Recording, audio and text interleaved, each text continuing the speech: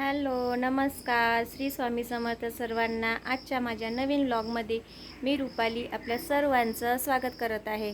आज आहे दिवस गुरुवार आणि आजची अमावस्या आहे. तर अमावस्या दिवशी मी काय काय उपाय करते आणि आपण कुठले उपाय केले पाहिजे आणि दिवसभर माझं काय रुटीन असणार आहे ते मी आजच्या व्हिडिओमध्ये शेअर करणार आहे. हे बघण्यासाठी संपूर्ण व्हिडिओ नक्की बघा.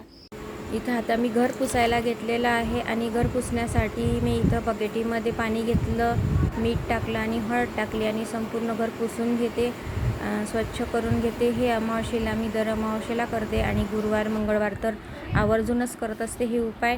तर तुम्ही पण करा पौर्णिमेला, अमावस्येला आणि उपवासाच्या दिवशी, सणाच्या दिवशी. तर आता घर पुसून झाल्यानंतर मी इथं गॅसचा ओटा पुसायला घेतलेला आहे. गॅसचा ओटा, स्टाईल, गॅसची शेगडी वगैरे सर्व स्वच्छ करून घेते. त्यासाठी पण मी असंच केलं आहे. एका पाण्यामध्ये थोडंसं पाणी घेतलं, पाण्यामध्ये हळद आणि मीठ टाकून घेतले आणि आपल्याकडे जर गोमित्र असेल आणि लिंबू असेल तर ते पण या पाण्यामध्ये टाका. तर माझ्याकडे तर नव्हतं म्हणून मी फक्त मीठ आणि हळदच घेतलेलं आहे आणि अशा प्रकारे स्वच्छ करून घेते. हे उपाय केल्याने आपल्या घरामध्ये सुख समृद्धी येते, नकारात्मकता घराबाहेर जाते आणि पॉझिटिव्हिटी पण घरामध्ये येते. तर हे उपाय, छोटे छोटे उपाय करत राहिले पाहिजे आपण. खूप चांगले असते आपल्या घरासाठी, आपल्या बाकी इतर गोष्टींसाठी. तर मी तुमच्याबरोबर जे मला छोटे छोटे उपाय माहीत आहे ते मी तुमच्याबरोबर शेअर करत असते. तर हे छोटे छोटे उपाय बघण्यासाठी तुम्हाला रोज माझे व्हिडिओ बघावे लागतील, रोजचे डेली रुटीन. आणि त्यानंतर इथं आता मी चुलीची पूजा करायला घेतलेली आहे. तर तुम्ही आजच हा व्हिडिओ बघितला. आज मी जेव्हा चूल सारवायचा व्हिडिओ टाकला तो व्हिडिओ कालचा होता. तर आता हा आजचा व्हिडिओ पण मी तुमच्याबरोबर शेअर करत आहे. तर इथे चूल माझी सारवून झाली होती काल आणि त्यानंतर मग इथं मी आता चुलीची पूजा करून घेते. आज बघते, माझा विचार आहे चुलीवर स्वयंपाक करायचा. तर म्हणून मग मी त्यासाठी इथं चुलीची पूजा करून घेते. आणि ही आपली जुनीच परंपरा आहे की आपण नवीन चूल, गॅसची पूजा केल्याशिवाय आपण त्यावर स्वयंपाक करत नाही, ती चूल पेटवत नाही. तर मग इथे आता मी चुलीची पूजा करून घेतली अशा प्रकारे आणि चुलीची हळदी कुंकू लावून त्यानंतर प्रसाद पण नैवेद्य ठेवून घेते. आता त्यासाठी इथे छोटंसं एक वाटी घेतलेली आहे, त्यामध्ये साखर ठेवली आणि पाणी फिरवून इथे प्रसाद ठेवलेला आहे. चुलीजवळ दिवा, बत्ती, धूप करून घेत आहे. अशा प्रकारे जेव्हा आपण घरी शेगडी घेतो नवीन किंवा चूल आणतो तर अशी पूजा करत असतात. ही आपली जुनी परंपरा आहे. तर मग त्यानंतर मी इथं हळदीचं लेपन करायला घेतलेलं आहे दरवाजाला. त्यासाठी मी एका वाटीमध्ये हळद घेतली आणि त्यामध्ये गोमित्र, गुलाबजल आणि गंगाजल, हळद, अष्टगंध आणि चंदन टाकून घेतलं आणि हे सर्व एकत्र करून इथे दरवाजामध्ये मी लेपन करून घेणार आहे. तर आता इथं माझं हळदीचं लेपन सुरू आहे दरवाजाला. हे बघा, माझ्या इथे उंबरठा तर नाही आहे लाकडाचा, कारण हे घर मी जेव्हा विकत घेतलं तेव्हा हे जुन्या पद्धतीनंच बांधलेलं आहे. तर इथे बऱ्याच काही गोष्टी नाही आहे. तर त्या बघू आता पुढे. आपल्याला भरपूर बदल करायचे आहे या घरामध्ये. तर ते मी हळूहळू करणार, नक्कीच करणार आहे. तर सध्या जे आहे त्यामध्येच मला ॲडजस्टमेंट करायची आहे. तर बघा मी आता इथे दरवाजामध्ये अशा प्रकारे हे हळदीचं लेपन करून घेतलं आहे. आणि हे हळदीचं लेपन केल्यावर जेव्हा आपण रांगोळी वगैरे काढतो ते बघा इथे किती छान प्रसन्न वाटते. आणि दिवा धूप लावल्यानंतर तर खूपच छान वाटते. हे बघा इथे आता मी हळदीचं लेपन केलेलं आहे, रांगोळी काढली, दरवाजामध्ये दिवा लावला, धूप लावली आणि उंबरठ्याची पूजा केली. त्यानंतर देवपूजा आटोपल्यानंतर मग मी आली इथे. सकाळचे माझे कामं सुरुवात झाली कामाला. तर आता इथं मला उडदा मुगाचे पापड करायचे होते म्हणून त्यासाठी उडदाचा आणि मुगाचा 1-1 किलो सोल विकत आणला होता. तर तो मी आता इथं स्वच्छ धुवून घेत आहे. स्वच्छ धुतल्यानंतर मग त्याला वाळवून घेणार आणि वाळल्यानंतर मग मी तो दळून आणणार आहे. आणि पापड कशा प्रकारे बनवते मी आणि कसे होतात ते पापड मी तुमच्याबरोबर शेअर करणार. हे बघा आता इथं माझं मुगाचा सोल धुणं सुरू आहे. उडदाचा आणि मुगाचा हे दोन्ही सोल धुवून घेते मी स्वच्छ. आणि त्यामध्ये मग मी काय काय टाकते पापडामध्ये हे पण मी तुम्हाला दाखवणार. तर इथं आता मी स्वच्छ पाण्याने धुवून घेते सोल, कारण हा सोल धुणं आवश्यक असते. आपण जेव्हा बाजारातून डाळ, तांदूळ वगैरे आणतो तेव्हा ते स्वच्छ धुवायलाच पाहिजे, कारण त्याला पावडर लावलेली असते. तर ते आपल्या पोटात जर गेलं ते हानिकारक असते आपल्या शरीरासाठी. तर इथं परड्यावर मग मी कापड टाकून घेते आणि परड्यावर ही डाळ टाकून घेते, सोल वाळलेला धुतलेला वाढवून घेते. तर अशा प्रकारे, कारण परड्यातून मग ते पाणी पाजून पाणी खाली निघून जाते, म्हणून मी अशा पद्धतीनं इथं याच्यावर वाळू घालते आणि उन्हामध्ये पूर्ण वाळू देते. आणि वाळल्यानंतर मग आपण दळून घेऊ सोल. इथं मस्तपैकी कोकिळेचा आवाज सुरू होता. सकाळी सकाळी कामं करताना जेव्हा पक्ष्यांचा किलबिलाट येतो आणि कोकिळेचा आवाज तर खूपच मनाला प्रसन्न करून जातो. तर हे बघा, आता इथे कोकिळेचा छान असा प्रसन्न करणारा आवाज सुरू आहे. आणि आमच्या घराच्या मागच्या साईडला छान नवनवीन प्रकारचे पक्षी येतात झाडावर, तर त्यांचा आवाज तर आम्हाला नेहमीच येतो. मला तर खूप आवडतं सकाळी सकाळी असा पक्ष्यांचा आवाज ऐकायला. आणि कामं करतानाही खूप चांगलं वाटते, मनाला प्रसन्न वाटते. तर इथे आता माझं हे पूर्ण सोल वाढवून झालेलं आहे. मी अशा प्रकारे वाळू घातलेला आहे. तर हे बघा मस्तपैकी. आता नंतर हा इथे मी आता उडदाचा सोल आणि मुगाचा सोल वाळत घातलेला आहे पापड बनवण्यासाठी.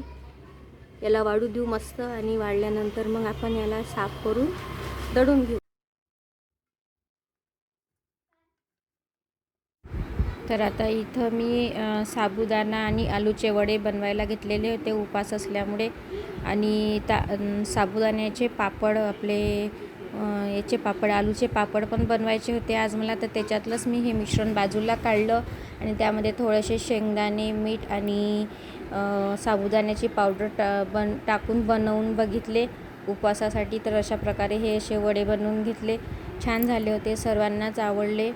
साधे सिंपल आणि असे वडे. तर मी उपवासासाठी आज साधा फराळ होतं, एक पापड, चिवडा आणि इथे वडे केले होते. आताही बघा इथे छान वातावरण झालेलं आहे. मला तर खूप मस्त वाटते असं थंड वातावरण असलं म्हणजे, आणि अशी हवा वगैरे सुटली म्हणजे खूप मजा येते मला.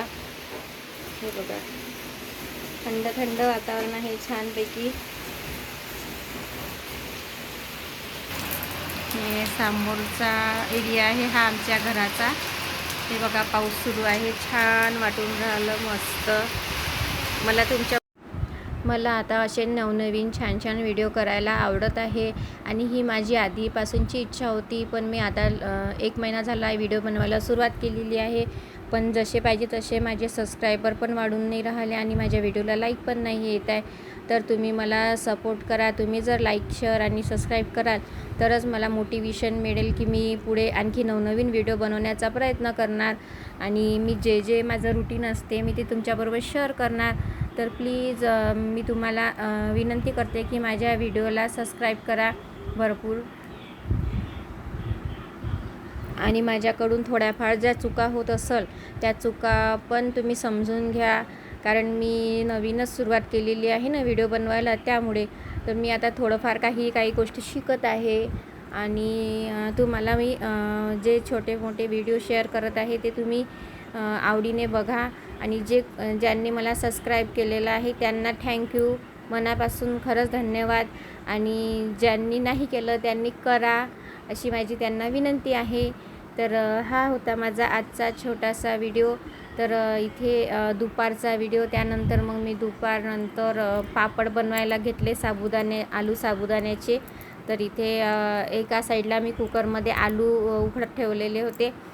तर आणि इथे बटाट्याचे आपलं हे घेतलं, बटाटे उकडायला ठेवले आणि नायलॉनचे पोहे घेतले आणि त्या पोह्यांची पावडर करून घेतली. कारण साबुदाण्यापेक्षा ना पोह्याचे जे आपण पावडर टाकतो ना बटाट्यामध्ये, तर ते पापड छान खुसखुशीत होतात आणि दाताखाली मस्त पटकन विरघळतात, खायला पण छान लागतात. तर आता इथे बटाटे उकडून झाल्यानंतर मी एका भांड्यामध्ये बाजूला बटाटे काढून घेतले थंड करण्यासाठी. आणि ते थंड झाल्यानंतर मग मी दिशा आणि गौरीकडे शिलायला दिले. त्यांनी त्याची साल काढली आणि इथे मग गौरीनं सर्व एक आपल्या आलू किसणीने शिलणीने शिलून घेतले. इथे बारीक करून घेतले छान. असे बारीक केल्यानंतर मस्त सॉफ्ट होतात. आणि त्यानंतर मग आता ही जी पावडर काढली ती मी नायलॉनच्या पोह्यांची ती पावडर घेतली. त्यामध्ये लाल मिरच्या बारीक मिक्सरातून काढून घेतल्या, त्या पण टाकून घेतल्या. आणि हे सर्व आता याच्यामध्ये आलू पण टाकून घेते, थोडे थोडे करून ते मिक्स करून घेणार. आणि त्याच्यामध्ये मीठ पण टाकून घेतलं, चवीनुसार मीठ. आपण इथे लाल मिरची न टाकता हिरवी मिरची पण टाकू शकतो हिरव्या मिरचीचे पण छान होतात आणि काळे मिरे पण टाकून बनवू शकतो. तर हे बघा, आता मी इथे थोडे आलू टाकून मिक्स करत आहे. एक मिश्रण तयार करून घेते अशा प्रकारे मस्तपैकी. आता पापड बनवायचे आपल्याला आलूचे, छान लागतात हे पापड. उपासाला खुसखुशीत पापड होतात तयार. तर आता इथे मी सर्व एक लाटी तयार करून घेतली याची मिश्रणाची. त्यानंतर मग इथे आता आम्ही पापड घेतलेले आहे बनवायला. इथे आम्ही पापड बनवत आहे आलूचे. आणि माझी मदत दिशा पण करत आहे, गौरी पण करत आहे आणि माझी बहीण. आम्ही या चौघींनी मिळून हे पापड बनवले. तर हे बघा, आता इथे अशी पापडाची एक छोटीशी लाटी करून घ्यायची आणि ती इथे मशीनवर मेन कापड टाकून घ्यायचं आणि अशा प्रकारे हे असं प्रेस करायचं आहे आपल्याला. पटकन प्रेस होतात हे पापड आणि छान गोल गोल पण येतात मस्त. जास्त मेहनत करायचं काम नाही. आणि हे असे एका आपल्या कापडावर वाळू घालायचे आपल्याला. एक कापड घ्यायचं आणि त्या कापडावर वाळू घालायचे. तर इथे बघा, गौरी छोटे छोटे गोळे बनवत आहे. छान बनवून राहिली गौरी गोळे. आणि गौरीची मम्मी ते दाबत आहे पापड. इथं मी खाली बनवायला बसलेली आहे एक साईडला. असे पापड तयार झाले. मग दिशानं चहा बनवला आणि आम्ही सर्वांनी चहा घेतला.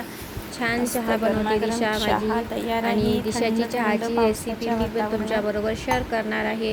आता हे बघा, इथे मस्तपैकी असा फक्कड चहा बनवलेला आहे दिशानी. आणि गरम गरम चहा, थंड थंड वातावरण, पाऊस आल्यामुळे मस्तपैकी या सर्वांनी चहा प्यायला. चहाचा आनंद जरा वेगळाच असतो. मला तर जेव्हा माझं डोकं दुखते तेव्हा मी चहा बनवून पिते. तर इथे दिशासोबत माझं बोलणं पण सुरू होतं आणि चहा पिणं सुरू होतं. दिशा आणि मी चहा पित आहे आणि गप्पा पण. तर आता इथे चहा मी संपवलेला आहे. माझा चहा पिऊन झाला. आणि चला तर मग आता मी व्हिडिओचा एंड करत आहे. परत भेटूया उद्याच्या नवीन व्हिडिओमध्ये. बाय.